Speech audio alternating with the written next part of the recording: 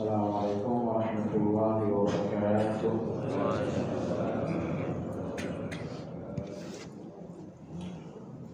Alhamdulillah, nahmaduhu wa nasta'inuhu wa nastaghfiruh wa na'udzu billahi min shururi anfusina wa min sayyiati a'malina. Man yahdihillahu fala mudilla lahu wa man yudlil fala hadiya lahu. Wa asyhadu an la ilaha illallah wahdahu la syarika lahu wa asyhadu anna Muhammadan 'abduhu wa rasuluhu la nabiyya ba'dahu. Allahumma shalli wa sallim ala Muhammad wa ala alihi wa ashabihi wa man ihtada bihadihi ila yaumiddin. Ya ayyuhalladzina amanu ittaqullaha haqqa tuqatih wa la tamutunna illa wa antum muslimun. Jemaah sekalian rahimakumullah, pekan besok hari libur panjang seperti Anda tahu. Kemungkinan besar kajian kita insya Allah libur satu kali, biar kayak orang-orang juga kita ikut libur satu kali. Baiklah, hari ini kajian Madarijus Salikin insyaallah masih melanjutkan pembahasan tentang orang-orang munafik, dan nampaknya Imam Ibnu Qayyim al-Jauzi rahimahullah masih konsentrasi pada sifat orang-orang munafik di 13 ayat surat Al-Baqarah. Di buku ada pada halaman 511, orang alinea kedua dari atas, orang yang berpegang teguh, ya. Baik, kita baca rangkumannya. Ibnu Qayyim rahimahullah berkata, dalam pandangan mereka, orang-orang yang berpegang pada zahir ayat jauh dari kecerdasan. Orang-orang yang berputar mengikuti rotasi wahyu adalah sikap keledai, serta sikap ittiba adalah kebodohan. Itulah sudut pandang orang-orang munafik terhadap orang-orang yang beriman. Orang-orang beriman yang bergerak sesuai dengan wahyu dan diam sesuai dengan wahyu, dan orang-orang yang beriman yang mengikuti zahir dari dalil-dalil, bagi mereka semua itu adalah kebodohan. Misalnya ketika Allah mengatakan, ma mana'aka an tasjuda lima khalaqtu biyadayya, wahai iblis, apa yang menghalangimu sujud kepada Adam, padahal Adam itu aku ciptakan langsung dengan kedua tanganku. Orang-orang yang beriman menerima ayat ini sesuai dengan lahiriahnya, bahwa Allah memiliki kedua tangan. Iya, tangannya Allah, bukan tangannya manusia.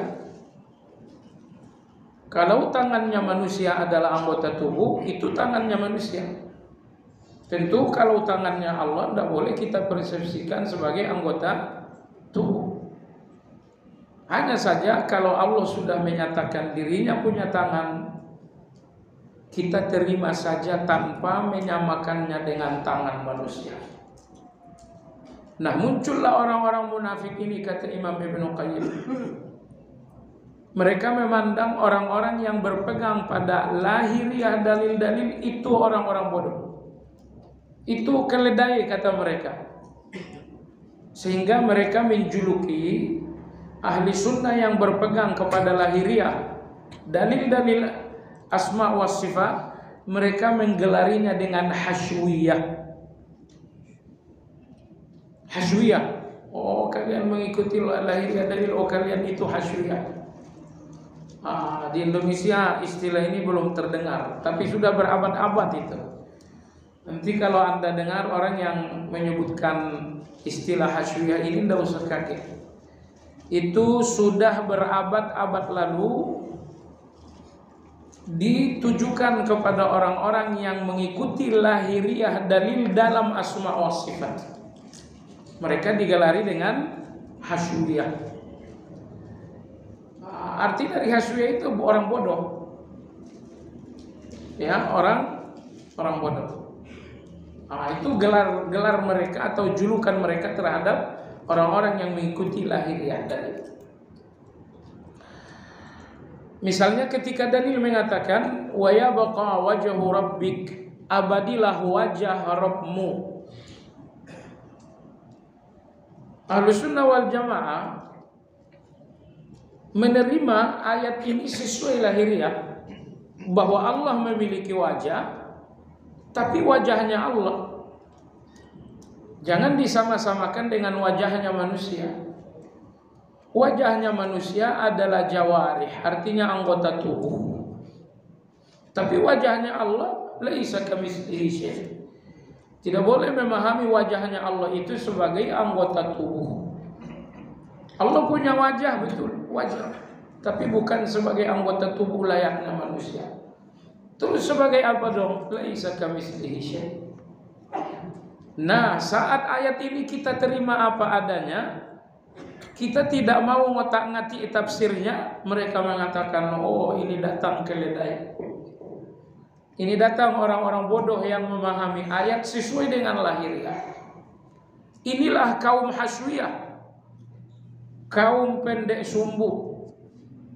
Pendek sumbu, tahu lampu templok dulu. Kalau sumbunya pendek, tentu cahayanya juga sedikit. Nah, jemaah sekalian yang saya hormati, sekarang ini rebutan gelar ahli sunnah. Yang satu mengatakan saya ahli sunnah, yang kedua mengatakan saya lah ahli sunnah. Penyelesaiannya sangat-sangat gampang. Sangat-sangat gampang. Ada referensi yang disepakati referensinya ahli sunnah. Ya, kita mengacu ke situ saja. Apakah sudah ada buku akidah ditulis pada abad terdahulu? Sudah ada. Imam Abu Hanifah rahimahullah, beliau ditanyakan tentang berbagai sifat-sifat Allah dan beliau jawab. Rangkuman jawaban Imam Abu Hanifah ini menghasilkan satu buku yang berjudul Al-Fiqhul Akbar. Ini buku pertama ditulis tentang akidah, sekitar tahun 100 sekian. Lalu kemudian muncul temannya Imam Syafi'i, namanya Abu Ubaid Al-Qasim ibn Salam. Beliau menulis buku akidah yang kedua, namanya Kitabul Iman. Kemudian di abad yang kedua muncul seorang ulama besar bernama Imam Harab Al-Karmani. Beliau menulis buku prinsip-prinsip ahli sunnah dalam berakidah, Ijma' as-salaf fil akidah, kalau nggak salah seperti itu. Lalu pada abad yang ketiga datang seorang ulama besar namanya Abu Bakar Al-Ismaili. Beliau menulis lagi apa prinsip ahli sunnah dalam berakidah. Masih abad yang ketiga datang lagi seorang ulama yang bernama Abu Uthman As-Sabuni. Beliau juga menulis akidah yang membicarakan tentang sifat-sifat Allah. Nah, beberapa buku yang sudah saya sebutkan tadi tidak mungkin diklaim sebagai bukunya Wahabi, karena buku ini ditulis berabad-abad sebelum datang Ibn Taimiyah dan berabad-abad sebelum datang Imam Muhammad bin Abdul Wahhab. Al-Fiqhul Akbar misalnya, itu 11 abad sebelum datang Muhammad bin Abdul Wahhab buku ini sudah ada. Maka buku-buku yang saya sebutkan tadi tidak mungkin diklaim ini bukunya Wahabi. Dan tidak mungkin pula buku-buku tadi diklaim sebagai bukunya Asy'ariyah. Karena Asy'ariyah itu dia lahir di abad tahun 260 dan wafat tahun 332. Buku-buku tadi ditulis sebelum beliau lahir juga. Jadi tidak bisa diklaim buku-buku ini bukunya mereka atau bukunya mereka. Ya sudah. Semua pihak setuju buku-buku tadi bukan miliknya Asy'ariyah, bukan miliknya Wahabi. Ya sudah, kita ikutin aja. Kalau buku itu menyelisihi, kalau saya menyelisih buku, ya sudah berarti saya bukan ahli sunnah. Karena buku-buku tadi disepakati buku-buku ahli sunnah. Ya sudah, siapa yang cocok dengan buku itu? Misalnya yang sekarang dinaikkan lagi adalah soal takwil dan tafwid. Ya kita kembali ke buku-buku tadi. Apakah di sana ada penjelasan bahwa nama-nama Allah ini, sifat-sifat Allah ini harus ditakwil atau ditafwid? Kalau di buku-buku tadi penjelasannya ada, ayo kita takwil. Tapi kalau di buku-buku yang ditulis abad pertama, ditulis di abad kedua, ditulis abad ketiga, di sana tidak ada penjelasan bahwa sifat-sifat Allah harus ditakwil. Ya sudah, ikutin aja.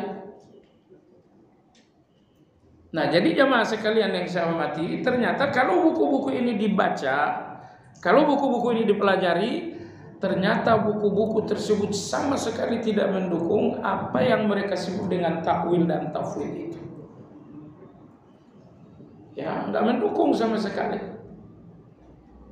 Nah, artinya umat Islam yang hidup di abad pertama, abad kedua, abad ketiga, mereka tidak mengenal kata ta'wil dan tafwid. Sehingga ketika Allah mengatakan tsumma stawa 'alal 'arsy, ya memang iya Allah itu bersemayam di atas arsy. Nah, baik jemaah sekalian, hanya saja kawan-kawan tersebut menghakimi qaul dengan lazimul qaul.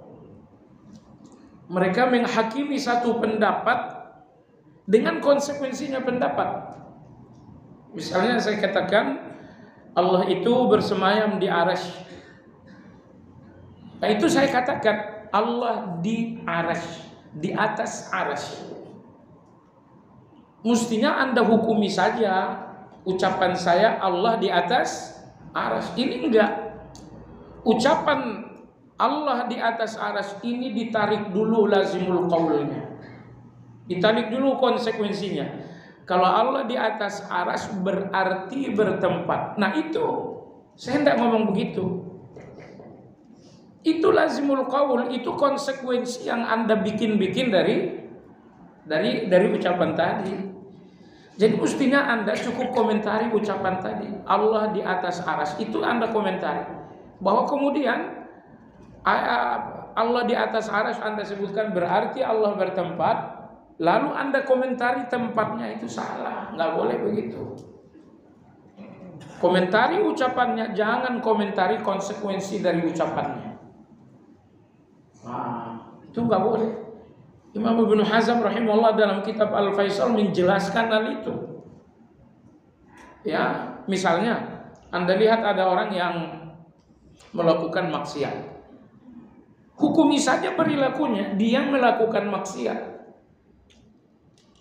Nah, tapi kalau kemudian Anda buat lazimul qaul, Anda buat konsekuensinya, ini kalau melakukan maksiat pasti dia menganggap ini halal.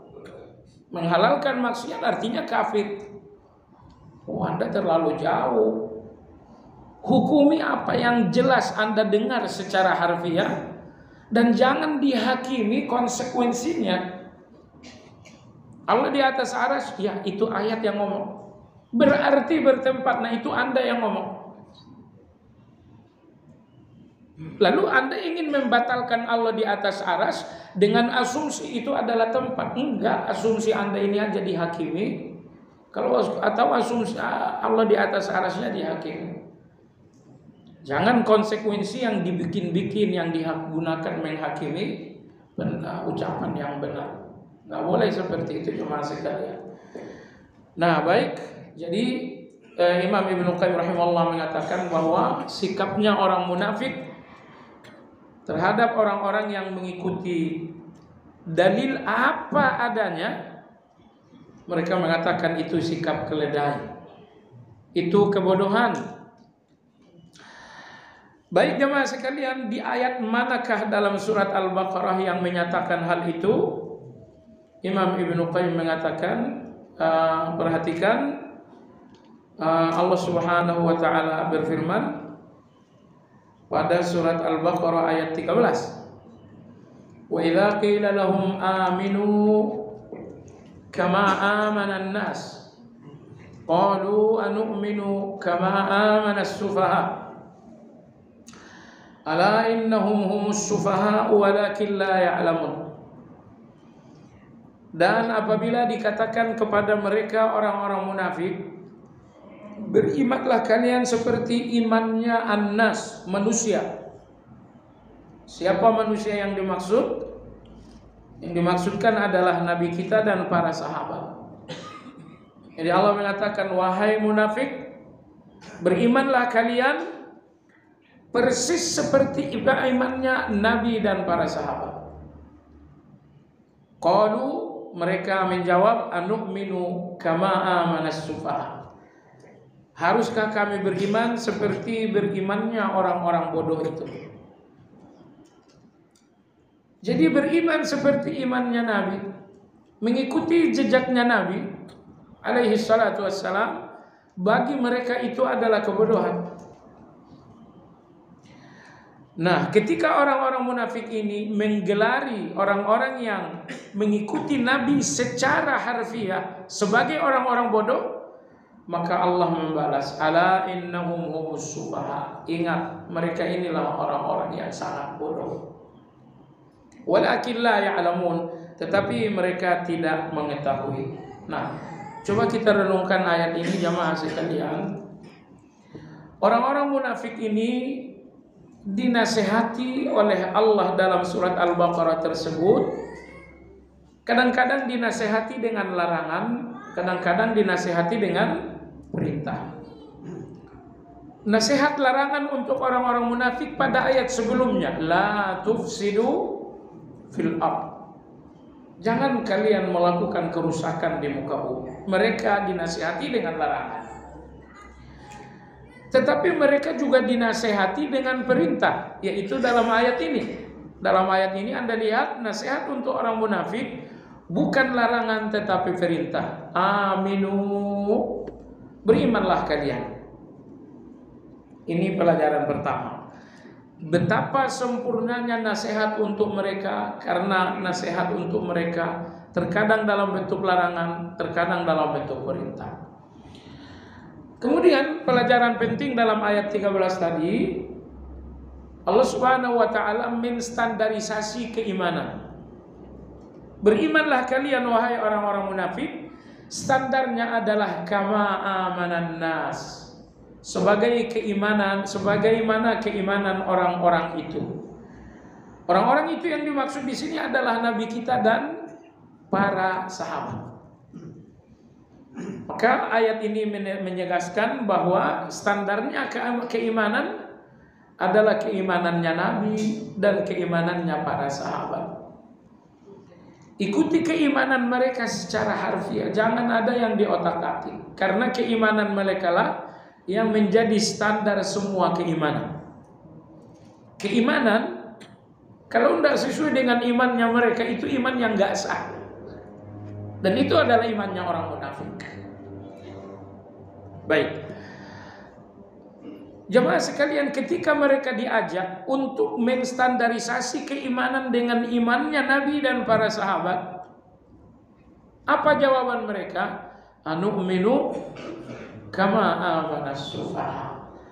Apakah kami harus beriman seperti imannya orang-orang bodoh? Ternyata keimanan yang sesuai dengan imannya Nabi, memahami Al-Quran sesuai dengan pemahamannya Nabi dan para sahabat, bagi mereka ini adalah sufaha. Ini adalah orang-orang bodoh. Nah, perhatikan jemaah sekalian yang saya hormati, Mereka tuduh orang-orang yang beriman sufaha, orang-orang bodoh. Dan Allah membela orang-orang beriman. Allah mengatakan ala innahum sufaha. Bukan kalian ini orang-orang bodoh. Allah berfirman dalam surat Al-Hajj, innallaha yudafi'u 'anil ladzina amanu wa innallaha 'ala nasrihim laqadir. Sesungguhnya Allah akan selalu membela orang-orang yang beriman. Dan Allah Maha mampu menolong mereka. Allah membela orang-orang beriman. Antara lain Anda lihat dalam ayat ini, orang-orang munafik menggelari orang beriman orang-orang bodoh. Akhirnya Allah membalas, bukan kalian ini yang bodoh. Nah, kenapa Allah Subhanahu wa taala menuduh orang-orang munafik ini sufaha, orang-orang bodoh? Jawabannya, karena orang-orang munafik melihat kebenaran sebagai kebodohan. Bukankah itu bodoh? Orang pintar itu jamaah sekalian, Anda melihat kebenaran itu benar, dan Anda melihat kebatilan itu batil. Anda punya ilmu yang bisa membedakan ini baik, ini pintar. Itu baru namanya orang pintar. Tapi orang-orang munafik justru kebalik. Yang benar nampaknya bodoh, tapi yang bodoh nampaknya benar. Kebalik bukan? Orang-orang munafik tidak punya ilmu, enggak punya pemahaman yang memungkinkan mereka membedakan yang baik ini, yang buruk ini. Enggak, mereka dicap yang baik justru nampaknya bodoh, yang bodoh itu justru nampaknya baik menurut mereka. Nah, maka Allah mengatakan kalian ini yang bodoh wahai orang munafik. Karena orang yang benar menurut kalian salah, dan kalian yang salah menurut kalian benar. Bukankah itu bodoh kuadrat namanya? Karena jemaah sekalian yang saya hormati, ada orang yang bodoh ya, tapi sadar diri bodoh. Nah, bodoh sadar diri bodoh ini insya Allah awal dari belajar. Tapi kalau model munafik tadi, mereka bodoh tapi merasa benar. Itu nggak ada belajarnya orang seperti itu. Apa ada kebenaran lebih dari apa yang ada pada Nabi? Tidak ada. Kebenaran utuh 100% pada diri Nabi dan orang-orang yang mengikuti beliau. Tapi dalam pandangan orang munafik, oh ini orang-orang bodoh. Nah, maka buruknya kebodohan, ketika dengan kebodohan itu kebenaran nampak sebagai keburukan dan keburukan nampak sebagai kebenaran. Itulah bodohnya kebodohan. Auzubillah. Ala innahum sufaha walakin la ya'lamun. Nah, inilah munafik. Sebodoh-bodohnya mereka enggak sadar kalau mereka bodoh. Orang yang merasa pintar dengan kebodohan, kapan belajarnya menurut Anda? Nah, maka sebab itu ayat ini semesan juga buat Anda dan saya. Apa itu? Kalau misalnya saya ini bodoh, tugas saya adalah mengakui kebodohan, lalu belajar menghilangkan kebodohan itu. Tapi bahwa saya ini orang bodoh, tapi kemudian bersikap berlagak seperti orang pintar, itu orang bodoh yang nggak sadar dengan kebodohan diri. Itu orang munafik. Sufaha walakin la ya'lamun. Mereka bodoh tapi nggak sadar. Mereka bodoh tapi nggak mengetahui.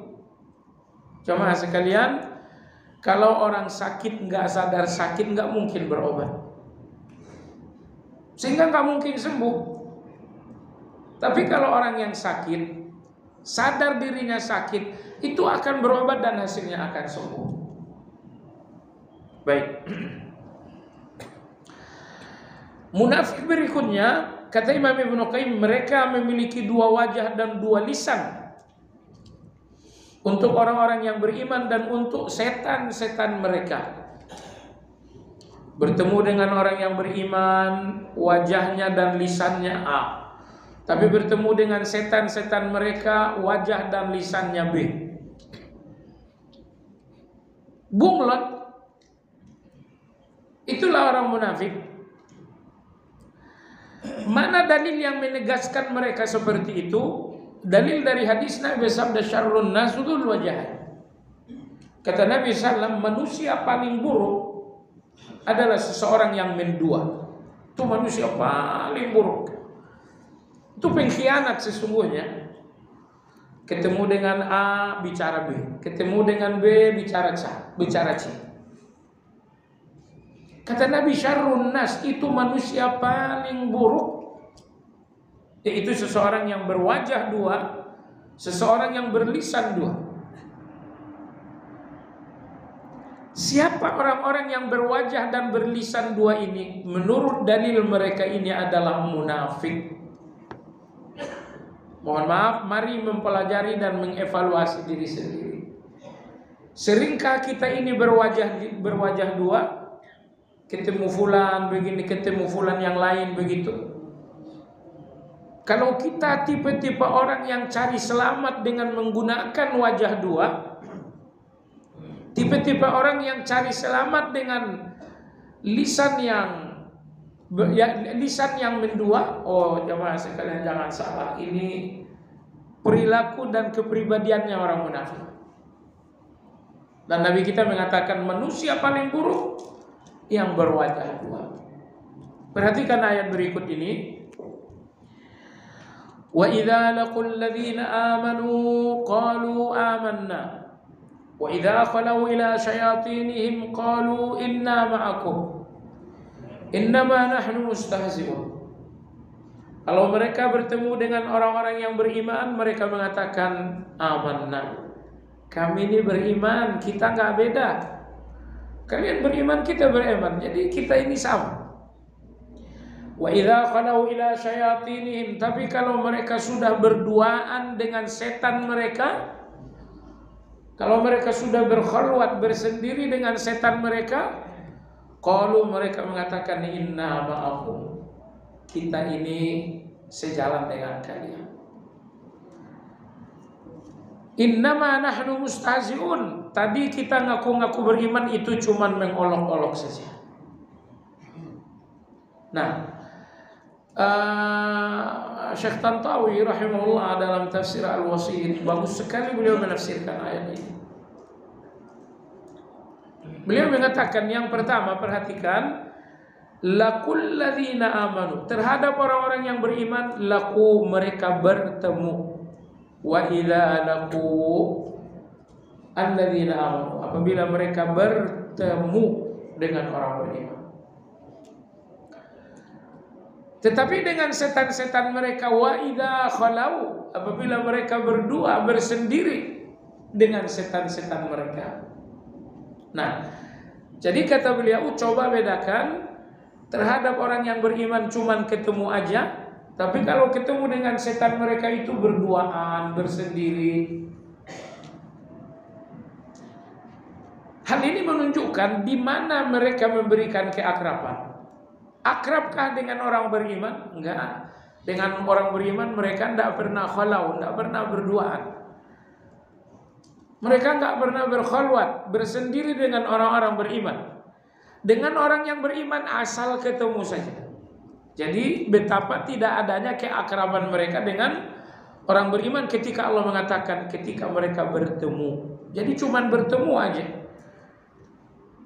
Tapi betapa akrabnya mereka dengan setan-setan mereka ketika Allah mengatakan wa idza khalau, apabila mereka berduaan dengan setan mereka.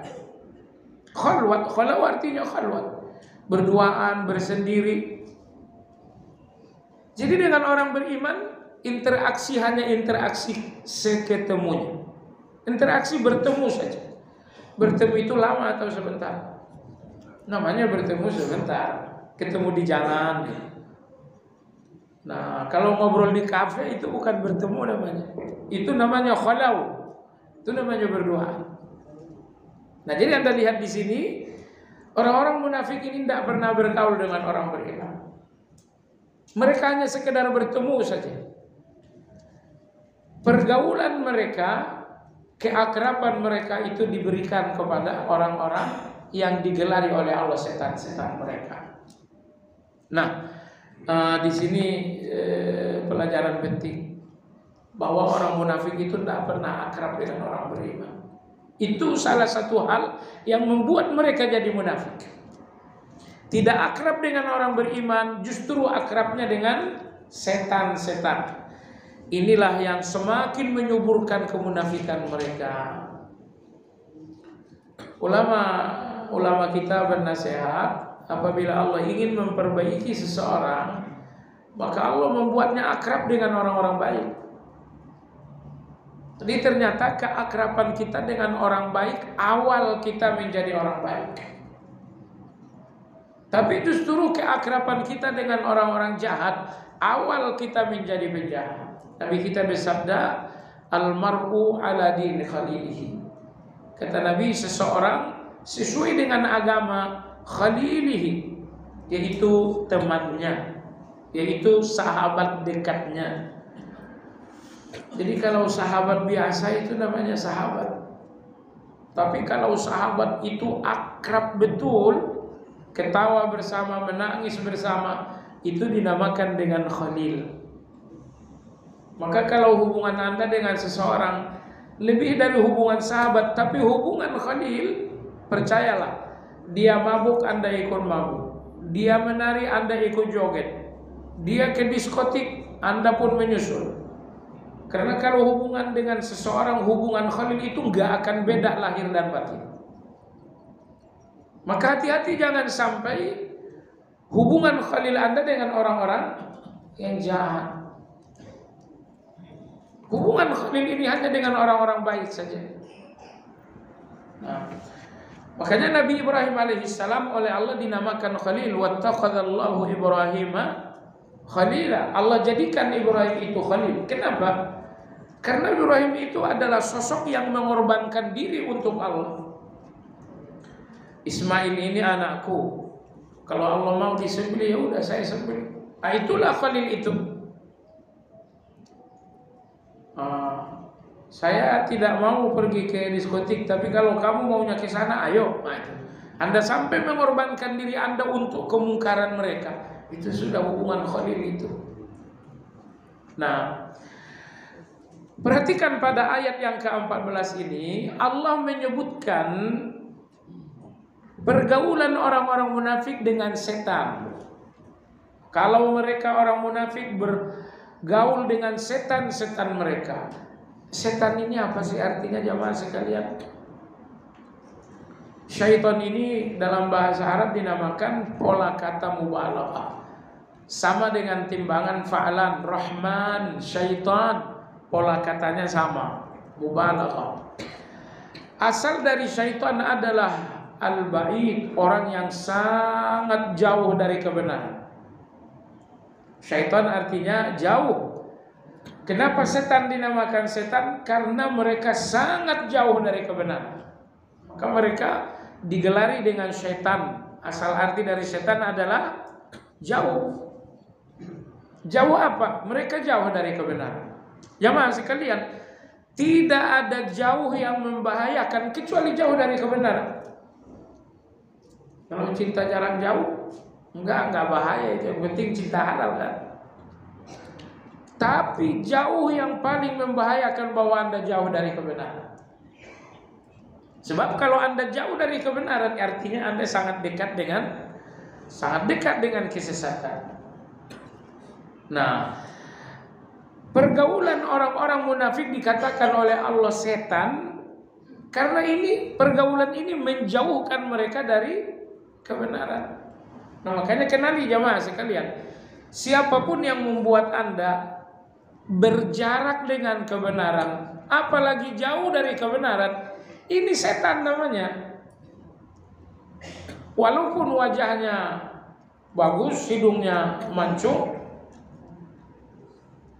sekarang ini setan ini bagus-bagus wajahnya, cantik-cantik, cakap, ganteng-ganteng.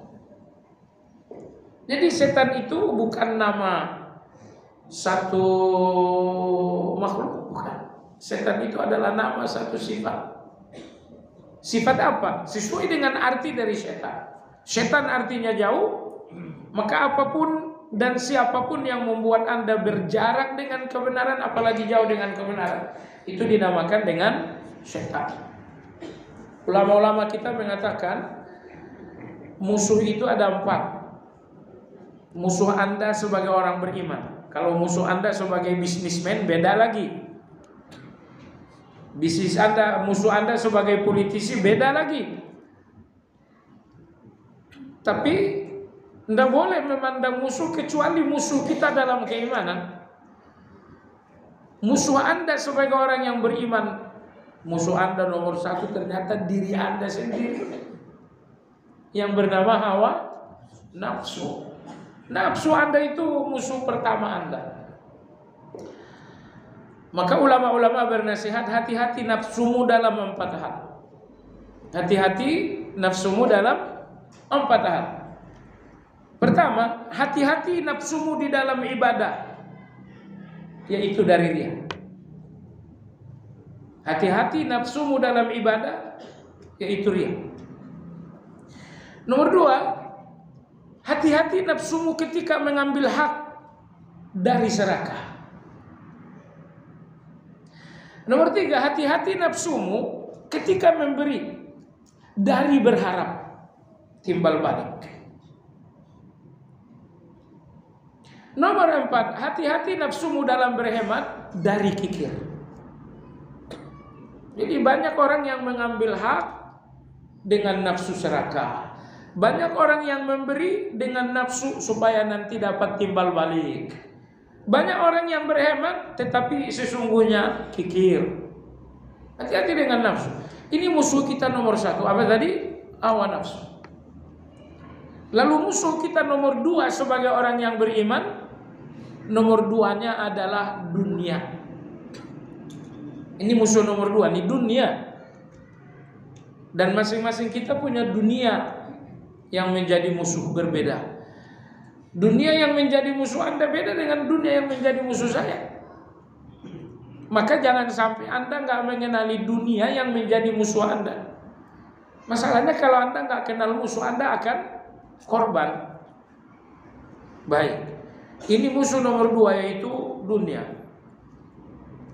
Musuh Anda nomor 3 apa? Musuh Anda nomor 3 adalah manusia. Manusia-manusia yang tidak memberikan Anda kebaikan, tidak memberikan Anda kebenaran. Justru manusia-manusia ini memberikan Anda keburukan.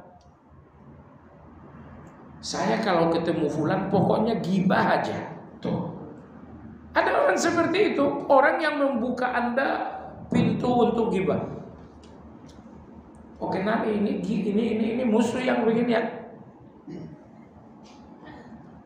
Kadang-kadang ada seorang kawan kalau udah kita ketemu, tadinya sebelum ketemu baik-baik aja, tapi begitu udah berketemu jamaah sekalian, tiba-tiba serakah kita terhadap dunia luar biasa karena ketemu orang ini yang diomongin cuma uang, bisnis, jualan, dagangan.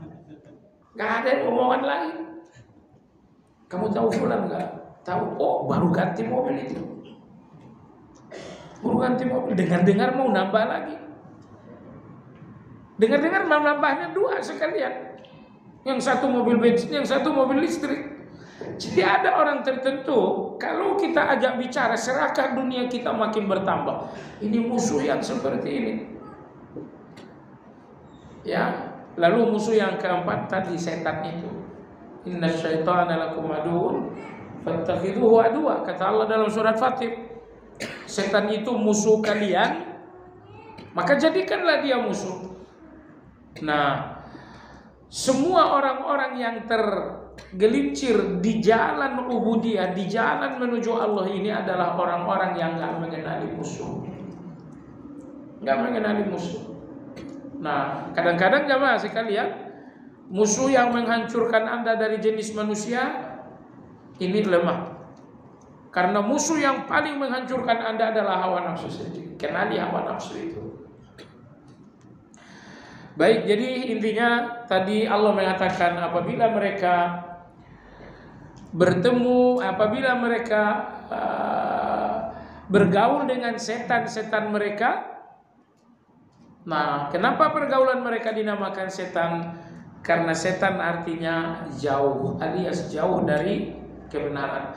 Apapun dan siapapun yang membuat Anda jauh dari kebenaran itu dinamakan setan. Walaupun kendaraannya mewah, bajunya gosokan, bajunya lancip, wajahnya menarik, kalau ini orang menjauhkan Anda dari kebenaran, ini setan itu. Lewat mobil mewah yang lewat setan. Oh, mobilnya mobil mewah. Begitu buka kaca, Masya Allah, kacamatanya, bajunya, wajahnya. Iya, tapi itu setan. Setan bagaimana? Karena dia menjauhkan orang misalnya dari kebenaran. Wa idza khalau ila syayatinihim qalu inna ma'akum, kami bersama kalian wahai setan-setannya kami, innama nahnu mustahzi'un, kami hanya mengolok-olok orang yang beriman. Tadi kalian ngaku beriman kepada orang beriman, enggak, itu cuma olok-olok aja. Ya Allah, jadi rupanya munafik ini tidak menemukan bahan lelucon kecuali orang-orang beriman. Orang-orang munafik tidak menemukan bahan untuk lucu-lucuan kecuali orang beriman. Maka mereka mengatakan innama nahnu mustahzi'un, kami cuma mengolok-olok orang yang beriman. Jamaah sekalian, sebagian pelawak nggak pintar betul. Ya, karena pelawak anggaplah pintar gitu ya. Pelawak yang pintar itu tidak menggunakan kebenaran sebagai sumber lawak. Nah, di sini Anda lihat orang-orang munafik, mereka tidak punya ide tentang lucu dan lelucon. Akhirnya orang-orang beriman inilah yang dijadikan lelucon. Jenggotnya orang beriman jadi lelucon, celananya orang beriman jadi lelucon. Tahu tuh di mana banjir celana tinggi-tinggi sekali. Lelucon saja. Datang orang beriman, kan yang datang kambing apa-apa itu. Itu orang-orang munafik. Yaitu mereka nggak punya ide untuk membuat lelucon kecuali menjadikan orang-orang beriman ini. Berikutnya Imam Ibnu Qayyim mengatakan mereka berpaling dari wahyu karena melihat kehinaan orang-orang yang mengikutinya. Mereka menolak tunduk kepada hukumnya karena merasa puas dengan kecerdasan mereka, sehingga mereka senantiasa mengolok-olok orang yang berpegang dengan wahyu. Siapa yang berpegang dengan wahyu itu diolok-olok. Datang ibu-ibu pakai hijab yang benar, kata mereka, perasaan pakai selimut kamu. Iya, ini ibu-ibu datang subhanallahil azim. Ibu-ibu ini sangat beruntung sekali dengan hijab. Saya tidak tahu udah nyebutin atau belum. Kalau keluar rumah jam 7 berhijab, pulang ke rumah misalnya baru jam 10 berhijab, berapa jam Anda beribadah? Berapa jam Anda beribadah dengan hijab itu? Makanya ketika Anda memakai hijab, bicara dengan diri Anda sendiri. Ini hijabku, ini ibadahku. Jangan melihat hijab itu cuma sebagai pakaian aja. Kalau dilihat hijab sebagai pakaian, itu nanti orientasinya nyari hijab yang mahal-mahal. Nggak jadi soal sih kalau ada uangnya, beli aja hijab 5 juta, jilbab 5 juta. Kalau ada uangnya nggak jadi masalah. Tercela nggak tercela. Yang terlarang dalam agama kita adalah mengambil dunia dengan memaksakan diri. Jilbab berapa? 5 juta. Ngutang dong, saya mau beli. Nah, kalau sudah sampai memaksakan diri mengambil dunia itu udah nggak boleh. Sebagian kaum salafus saleh ditanya apa itu zuhud, beliau mengatakan zuhud itu mengambil dunia dengan penuh kemudahan. Nah, adapun mengambil dunia dengan memaksakan diri itu bukan zuhud lagi. Nah, kalau bukan zuhud apa namanya? Serakah namanya. Makanya dalam agama ini sangat dianjurkan zuhud dan zuhud supaya Anda lepas dari serakah. Imam Ibnu Qayyim mengatakan semua dosanya hati, berapa ratus dosanya hati itu semuanya kembali kepada 3 dosa induk. Ini 3 dosa induk hati. Yang pertama apa? Dengki. Yang kedua apa? Serakah. Lalu yang ketiga apa? Takabur. Nah, ini kalau ada orang yang punya 3 sifat ini, percayalah, di dalam hatinya kejahatan bukan cuma 10. Semua kejahatan kalau jumlahnya 300 semuanya ada dalam dirinya. Kenapa? Karena induknya dosa kembali kepada 3 hal ini. Nah, sekarang bagaimana saya melawan serakah? Jawabannya, bangunlah sikap zuhud. Kalau sikap zuhud ini tidak dibangun, serakah ini akan membuat kita hancur. Nah, baiklah jemaah sekalian. Jadi maksud saya tadi, serakah yang mengambil dunia dengan penuh, dengan memaksakan diri. Nah, baik. Jadi kepada para wanita, lihatlah hijab itu bukan sebagai pakaian aja, tapi lihatlah pakaian itu sebagai ibadah. Oh, ini hijab saya, oh ini ibadah saya. Baiklah, Allah Subhanahu wa taala berfirman, ayat 15 surat Al-Baqarah, Allahu yastahzi'u bihim wa yamudduhum fi tughyanihim ya'mahun. Allah akan mengolok-olok mereka dan membiarkan mereka terombang-ambing dalam kesesatan. Asal arti ya'mahun di sini terombang-ambing artinya buta dalam kesesatan. Asal artinya buta. Sehingga Allah olok-olok mereka dan Allah membiarkan mereka buta dalam kebenaran. Bagaimana Allah mengolok-olok orang yang beriman? Allah tidak mengolok-olok mereka di dunia, tapi Allah mengolok-olok mereka nanti di akhirat. Allah mengolok-olok mereka di akhirat, yaitu ketika melintasi sirat, sangat dibutuhkan cahaya untuk melewati sirat itu, karena situasinya situasi yang sangat gelap. Akhirnya Anda lihat dalam surat Al-Hadid, mereka melihat orang beriman lewat dengan cahaya keimanan, maka orang-orang munafik menyusul orang-orang beriman. Oh, orang beriman ada cahaya, kita ikut mereka deh untuk dapatkan cahaya. Kalau ada cahaya, sirat ini bisa dilewati. Tiba-tiba faduriba bainahum bisur. Allah Subhanahu wa taala membuat penghalang, sehingga orang-orang beriman punya cahaya tidak lagi diperoleh oleh orang-orang munafik. Nah, inilah olok-olok. Allah mengolok-olok mereka sehingga mereka semuanya jatuh ke dalam neraka. Jemaah sekalian yang saya hormati, ini ayat mengatakan Allahu yastahzi, Allah mengolok-olok. Apa memang sifatnya Allah itu olok-olok? Ini dinamakan ikhbar, bukan dinamakan sifat. Allah mengolok-olok mereka itu kabar, bukan sifat. Karena ini kabar, wajib disebutkan sesuai dengan konteksnya. Maka Anda katakan mereka mengolok-olok orang yang beriman, Allah pun mengolok-olok mereka. Itu baru pas. Tapi kalau Anda katakan Allah mengolok-olok mereka tanpa menyebutkan konteksnya, Anda salah. Anda salah. Allah maha mengolok-olok, wah salah. Tapi Anda katakan Allah maha mengolok-olok orang yang mengolok-olok kebenaran. Nah, itu pasti kan. Nah, pertanyaannya jamaah sekalian, Allah mengolok-olok, mereka yang mengolok-olok itu dinamakan dengan adil.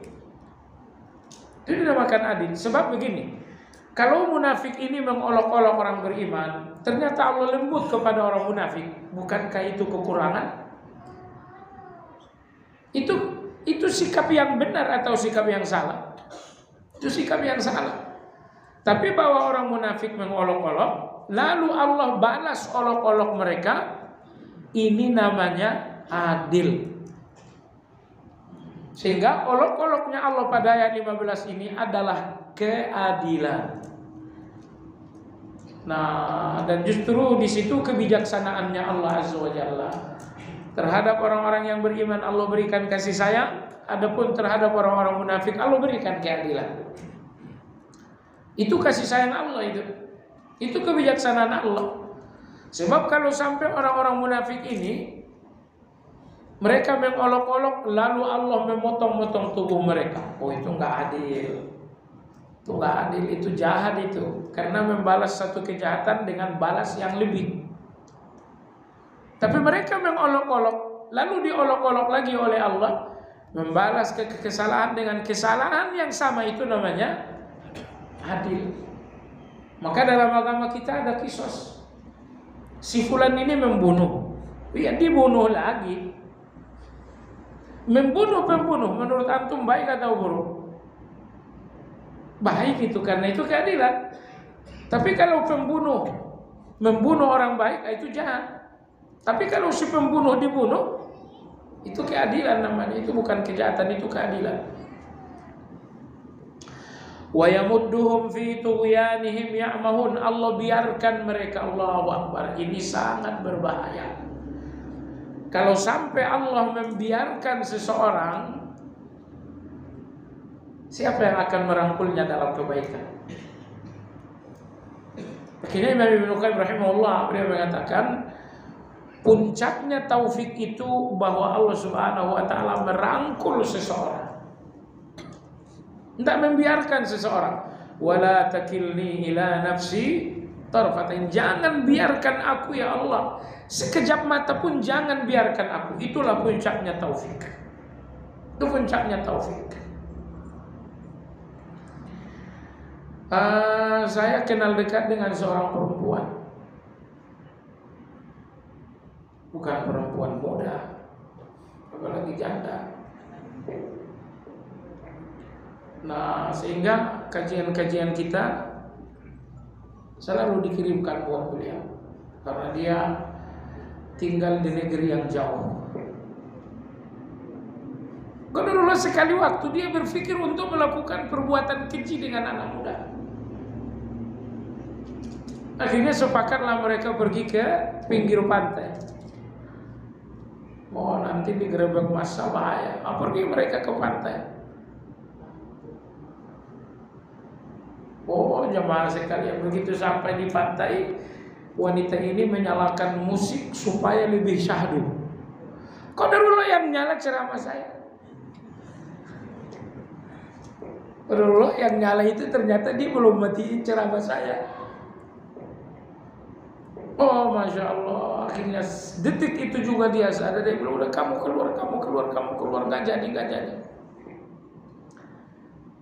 Nah, jemaah sekalian yang saya hormati, di antara tanda terindah cinta Allah kepada seseorang, begitu orang ini sudah diambang maksiat, tiba-tiba Allah rangkul sehingga gak jadi bermaksiat. Oh, itu cinta terindah dari Allah itu. Cinta terindah Allah Azza wa Jalla, saat Anda sudah detik-detik bermaksiat, tiba-tiba Allah rangkul Anda dan tidak jadi bermaksiat. Nabi Yusuf alaihi salam ketika dibujuk rayu oleh wanita itu, dia bujuk rayu laki-laki yang normal. Kecuali kalau wanita super cantik di Mesir ini membujuk rayu seorang laki-laki yang sakit-sakitan, bah, gak ada masalah. Ini yang dirayu anak muda, normalnya luar biasa. Emang ada yang lebih normal daripada Nabi? Tidak ada. Sebetulnya Nabi Yusuf juga ingin betul wanita ini mengajak Nabi Yusuf. Nabi Yusuf juga mau. Normal itu. Nah, begitu Nabi Yusuf udah mau, itu berarti detik-detik maksiat. Sebab kalau Anda nggak mau, nggak ada detik-detik maksiat. Anda nggak akan ketemu dengan maksiat ketika Anda nggak mau. Tapi begitu Anda udah mau, menunjukkan Anda udah dekat betul dengan maksiat itu. Nah, Nabi Yusuf alaihissalam, beliau sudah memberikan maunya untuk maksiat. Walaqad hammat bihi wa hamma biha. Wanita ini mau, Yusuf pun mau alaihissalam. Tapi justru laula ar-ra'a burhan rabbi, tiba-tiba Allah kemudian merangkul Yusuf alaihissalam. Maka oleh sebab itu pesan kepada saya, kepada kita semuanya jemaah sekalian, Anda bukan malaikat berarti dalam diri Anda ada keinginan maksiat. Ketika keinginan maksiat ini telah sampai pada detik-detik eksekusi, Tiba-tiba Allah rangkul Anda dengan penuh kelembutan. Allah rangkul Anda dengan kelembutannya. Akhirnya Anda sadar, saya katakan inilah cinta terindahnya Allah SWT. Kadang-kadang Allah menyadarkan dengan cara yang kasar. Misalnya udah mau maksiat, tiba-tiba terjadi tabrakan, gagallah maksiat. Itu artinya Allah menyelamatkan dari maksiat dengan cara yang kasar. Tapi kalau seperti wanita yang saya kisahkan tadi, tidak, Allah tidak main kasar menyadarkan wanita ini. Tiba-tiba pengen nyalain musik yang bunyi ceramah, judulnya takut kepada Allah. Itu judulnya, kata dia.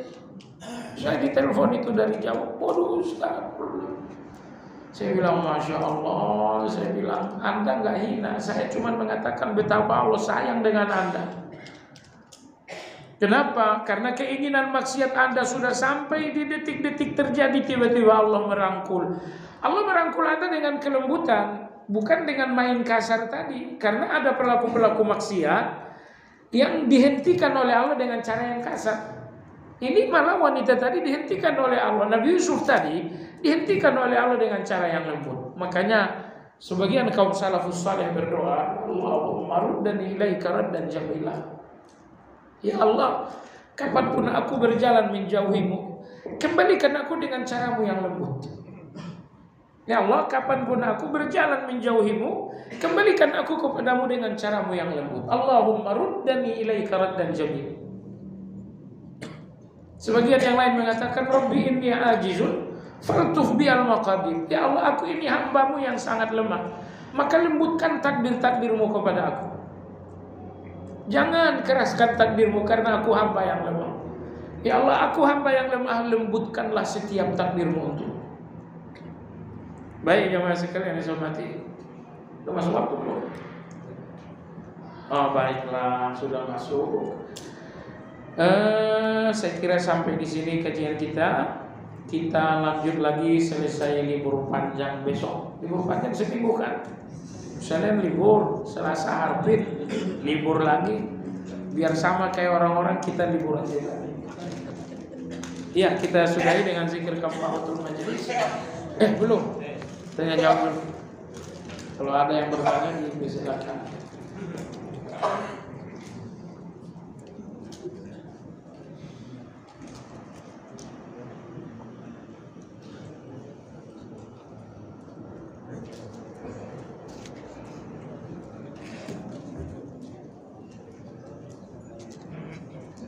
Dua lima.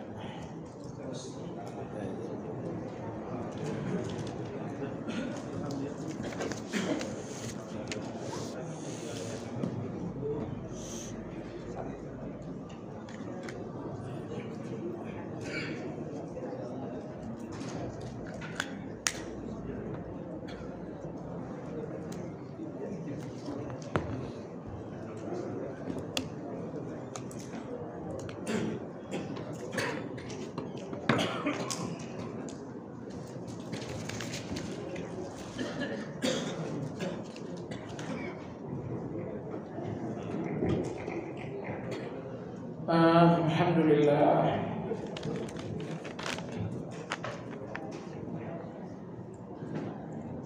Sepasang kakek nenek yang baru hijrah merasa bahwa belum banyak beramal dan beribadah, berniat menjual beberapa bidang tanah miliknya untuk dibelanjakan di jalan Allah. Anaknya sudah dibagi-bagi masing-masing tanah untuk mendirikan rumahnya. Sampai saat ini tanah yang mau dijual belum laku.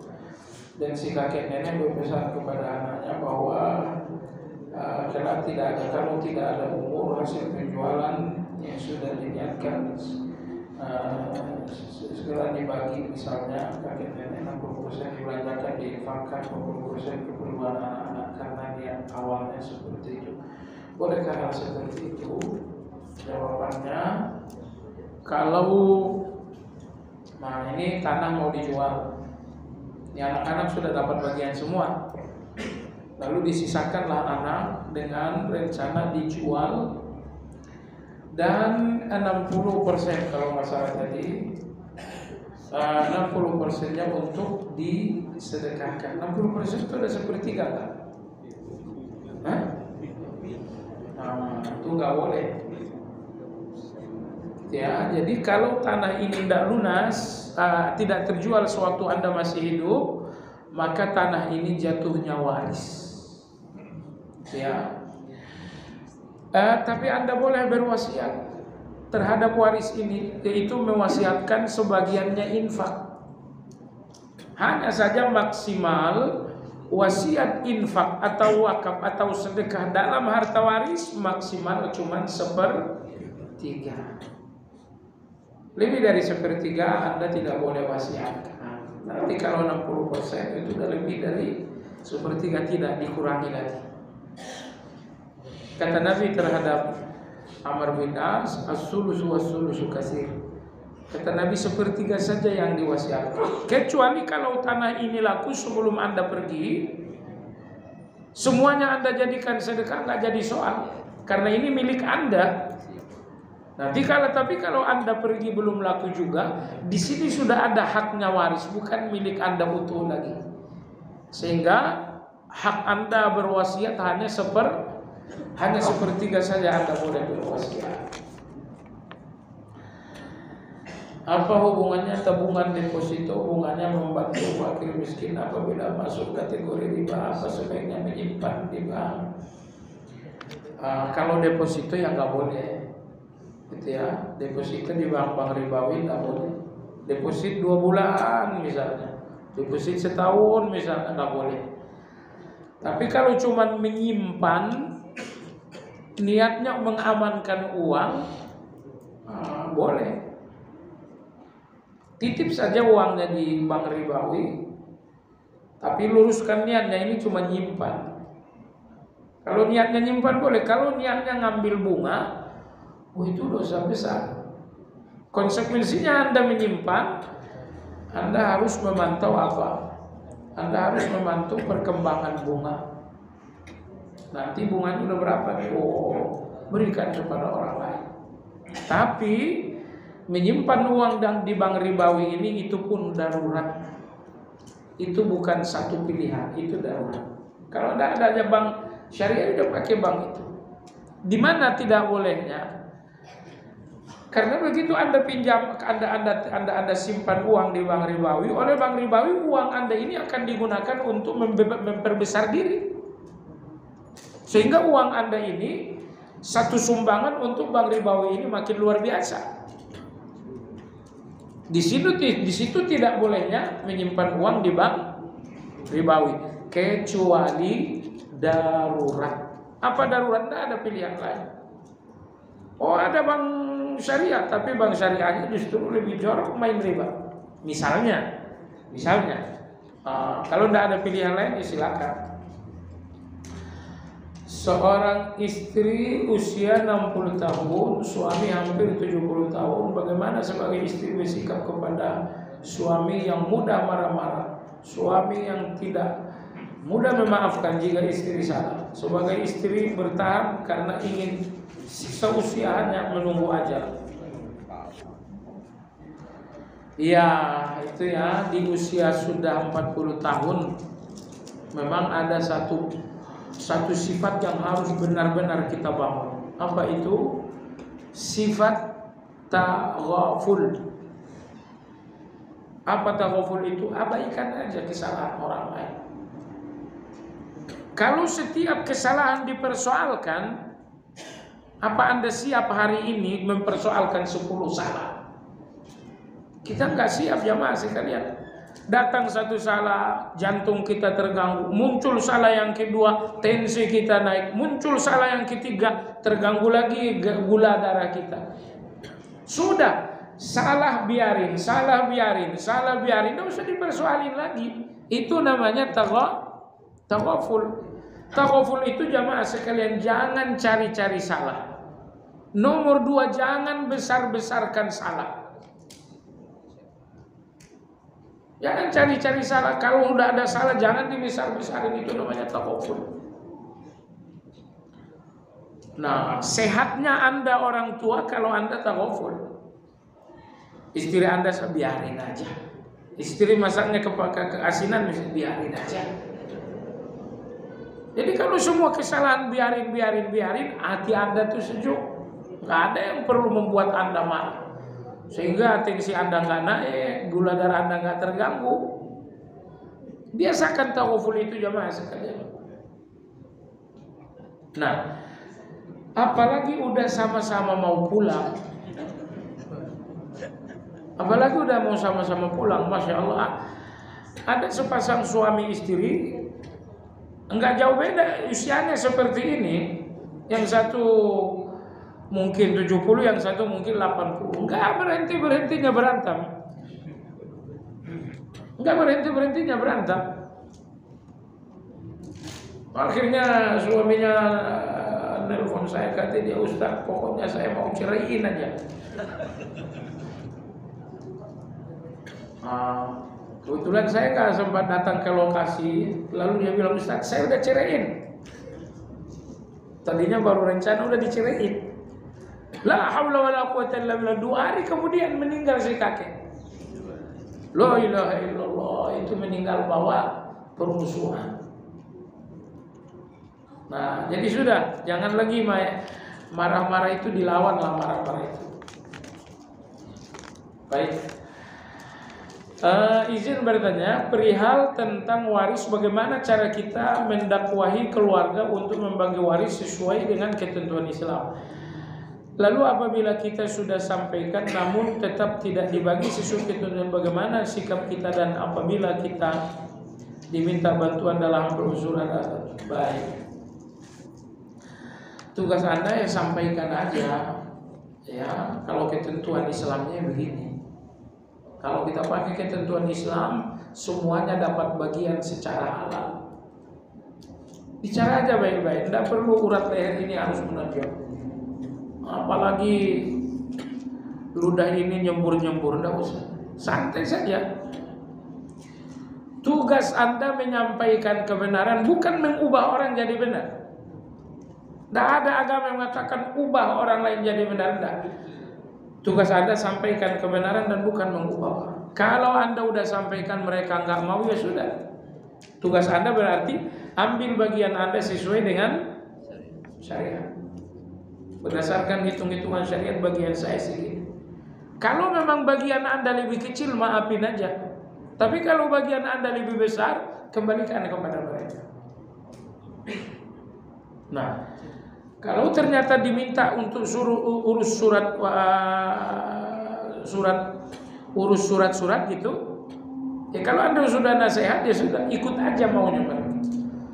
Sebab kalau Anda nggak mau urus surat-surat, satu masalah akan menjadi masalah yang kedua. Kalau tadinya nggak mau bagi waris, itu masalahnya sekarang silaturahmi akan putus. Baik, bagaimana memaknai salat itu miqratnya orang mukmin? Apa bedanya dengan salat yang khusyuk? Jemaah sekalian, dalam agama kita ada ibadah yang sangat banyak, tapi tidak ada ibadah setotalitas Anda melakukan salat. Puasa itu ibadah, tapi Anda masih boleh jalan-jalan, Anda masih boleh tidur, Anda masih boleh ngobrol, Anda masih boleh nonton. Sehingga totalitas Anda dalam puasa itu cuma puasa perut aja. Haji itu ibadah, tapi Anda nggak totalitas di sana. Anda masih bisa makan, Anda masih bisa minum, masih bisa ketawa. Tapi begitu Anda udah sholat, Anda total. Nggak boleh ngomong sehuruf pun selain sholat.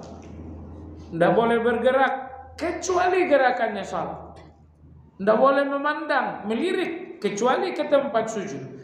Maka di dalam salat ini satu-satunya di mana totalitas Anda utuh 100% untuk Allah Azza wa Jalla. Maka itulah mulianya salat ini, jamaah sekalian. Itu keunggulan salat dibanding yang lain-lain. Anda baca Quran itu ibadah, tapi totalitas kehambaan Anda itu tidak utuh. Karena Anda baca Quran, apalagi pakai handphone, sesekali lihat WhatsApp. Baca Quran lagi, tahu-tahu lihat Shopee. Ada tawaran Shopee begini, masuk keranjang dulu, baru lanjut lagi ngaji.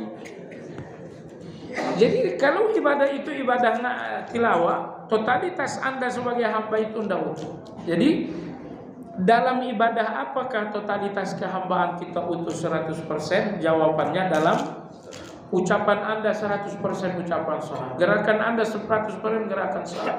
Bahkan hati Anda pun 100% harus salat, yaitu khusyuk. Makanya salat ini ibadah paling luar biasa dibandingkan ibadah yang lain. Nah, ciri-cirinya orang yang saleh itu bukan bacaan Al-Qur'annya, bukan puasa Senin Kemisnya, tapi salatnya. Itu ciri pertama orang-orang saleh. Orang saleh. Nah, perjuangan kita adalah bagaimana memaksimalkan totalitas itu. Saya udah salat dengan lisan dan perilaku saya, perbuatan, gerakan, tapi saya belum sholat dengan pikiran dan hati saya. Oh, berarti kamu belum khusyuk. Artinya totalitas dalam sholat masih kurang. Ya sudah, belajar aja. Nah, baik. Membeli barang ke A, beli barang ke B secara online. Setelah barang dikirim, ternyata ada bagian di barang itu yang kurang. Selanjutnya B menyanggupi untuk mengirimkan kekurangan itu. Setelah bagian yang kurang berdasarkan komplain dari adik kirim lagi, ternyata B justru mengirimkan bagian yang lain lagi, masih salah juga. A komplain lagi ke B dan B menyanggupi dengan catatan bagian yang salah itu dikembalikan dulu dengan ongkos dikirimkan ditanggung A. Namun A tidak mau karena merasa itu bukan kesalahannya. Yang diinginkan A adalah ongkos kirim ditanggung B sepenuhnya. Karena tidak ada titik temunya, pada akhirnya provider toko online memutuskan bahwa transaksi sah sehingga komplain ditutup. Bisa dipahami ya? Oh, ini barang salah, ditukar dengan B. Barang salah. Ternyata salah juga. Nah, kedua belah pihak tidak sepakat untuk penyelesaian. Akhirnya oleh si provider diputuskan sah, diputuskan jual belinya sah. Karena nggak ada penyelesaian, nggak ada pembatalan. Misalnya kalau batal, sudah si provider itu mau diapain lagi? Kalau Anda tidak komplain A dan yang dulu, itu berarti sudah dianggap final. Baik, jemaah sekalian yang saya hormati, saya nggak tahu ya, akad awalnya kalau terjadi kesalahan pemulangan retur barang itu yang nanggung siapa? Itu kan ada akad di awal itu. Kembali ke akad itu aja. A jangan tuntut si B yang harus nanggung, B jangan tuntut si A yang menanggung. Kembali ke akad awal. Akad awalnya kalau ada retur barang, pengembalian barang, siapa yang nanggung? Nah, kita ikuti akad awal itu. Nah, itu yang sebetulnya dilaksanakan. Nah, kalau sudah ada misalnya akad awalnya retur barang, biayanya ditanggung oleh A atau ditanggung B, lalu mungkir, itu nggak boleh. Wallahu a'lam. Apakah dengan doa sayyidul istighfar belum bisa menghapus dosa syirik kecuali pada diri dia sendiri gak sadar kelakuan syirik? Ya kalau syiriknya nggak sadar, dimaafkan kalau nggak sadar. Kalau nggak sadar dari mana tahu syirik? Coba. Saya syirik tapi nggak sadar ya. Kalau nggak sadar dari mana tahu kalau itu syirik? Tahunya syirik itu kalau sadar. Ini nggak. Jadi kalau saya nggak sadar, kalau Anda nggak sadar, nggak ada syirik. Apakah di surga juga akan terjadi campur baur antara laki-laki dan perempuan sementara aturan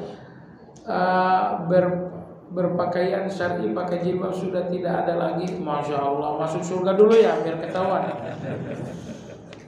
Jadi di surga itu semua orang punya pasangan, ya kan? Tetapi di surga semua kecemburuan sudah dicabut oleh Allah. Jadi Anda nggak akan cemburu dengan pasangan saya pun nggak akan cemburu dengan pasangan Anda. Tapi terjadikah campur baur di surga?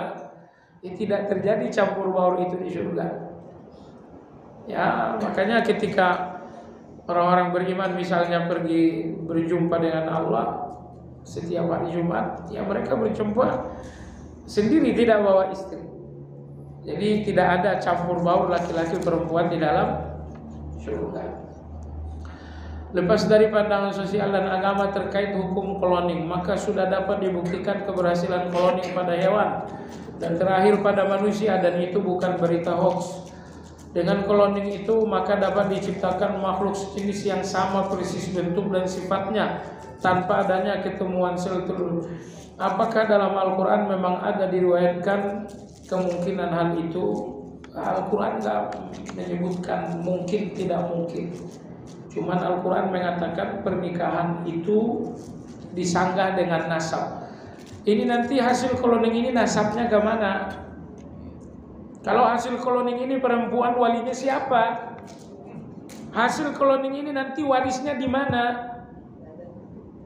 Sangat banyak hak-hak yang tidak ditemukan dalam cloning. Hak wali di mana? Hak melindungi siapa? Hak waris di mana? Ini semuanya akan hilang. Jadi kepintaran kalau tidak menghasilkan manfaat itu bukan pinter. Kita udah kaji pertemuan lalu di sini. Tujuan belajar itu bukan pintar, tapi untuk jadi manfaat. Jadi keberhasilan cloning misalnya apa manfaatnya coba? Nggak ada manfaatnya. Tujuan cloning itu nggak ada manfaatnya. Saya kira badan dunia sampai saat ini tidak melegalkan cloning ini. Berhasil tapi tidak legal. Jika manusia awal muasalnya diciptakan dari tanah, lantas dari unsur apa tumbuh pertama kali? Apa hewan dan tumbuhan pertama kali? Ya, selain manusia diciptakan oleh Allah dengan kun fayakun. Cuman manusia yang diciptakan oleh Allah langsung dengan kedua tangan. Maksudnya hewan diciptakan Allah dari tanah, dari batu, dari kerikil. Keterangannya nggak ada itu. Kalau nggak ada keterangannya berarti tidak perlu kita tahu. Yang perlu Anda tahu diberikan oleh Allah keterangannya. Misalnya Anda diciptakan oleh dari tanah, Anda diciptakan oleh dari sperma, itu perlu dikasih tahu. Supaya apa? Supaya nafsu takabur Anda itu patah, nafsu takabur Anda itu hilang. Tapi soal bebek diciptakan dari apa, dalil nggak ngasih tahu karena kita nggak perlu tahu. Oh ya, tapi saya pengen tahu aja. Dalam agama tidak ada ilmu yang judulnya pengen tahu. Sekedar tahu aja. Nggak ada ilmu sekedar tahu.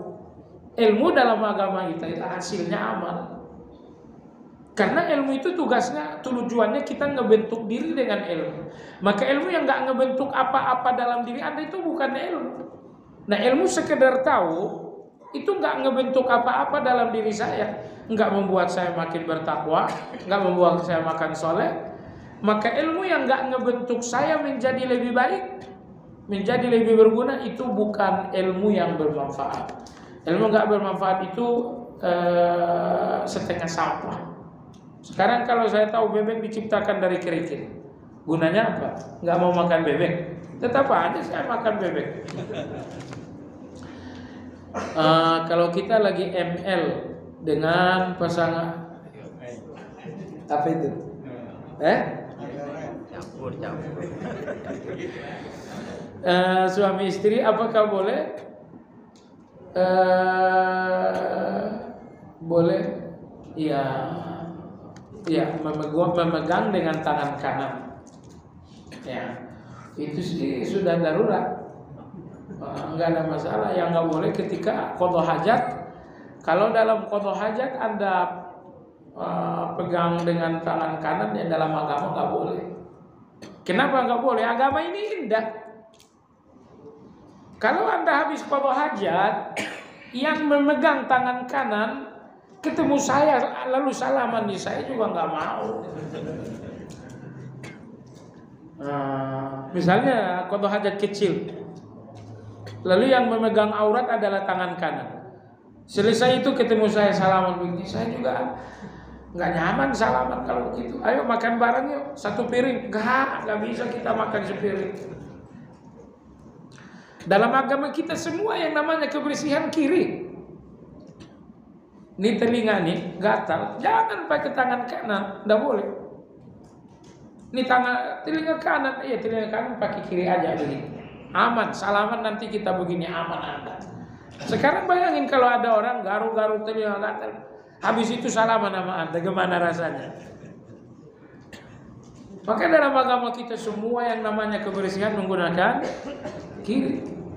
Termasuk siwak mulut ini, mau sholat siwak, mau wudu siwak, itu pun tidak boleh pakai tangan kanan, harus pakai tangan kiri. Kenapa? Karena itu kebersihan. Habis siwak begini minta salaman, waduh air liurnya masih banyak di sini. Nah, tapi kalau konteksnya sedang ketemu istri, kalau ketemu dengan istri, lalu pegang A, pegang B pakai tangan kanan, pegang aurat lah dengan tangan kanan, apakah terlarang? Ya nggak terlarang, karena ini memang konteksnya semua tubuh harus aktif gitu kan. Kalau nggak pakai tangan kanan susah, tangan kiri kita rata-rata nggak ada yang. Jadi insya Allah jamaah sekalian, khusus dalam hal seperti itu memang situasinya bersenang-senang dengan seluruh tubuh. Jadi tidak terlarang. Wallahu ta'ala alam. Subhanakallahumma wa bihamdika, asyhadu an la ilaha illa anta, astaghfiruka wa atubu ilaik. Alhamdulillahirabbil alamin. Assalamualaikum warahmatullahi wabarakatuh.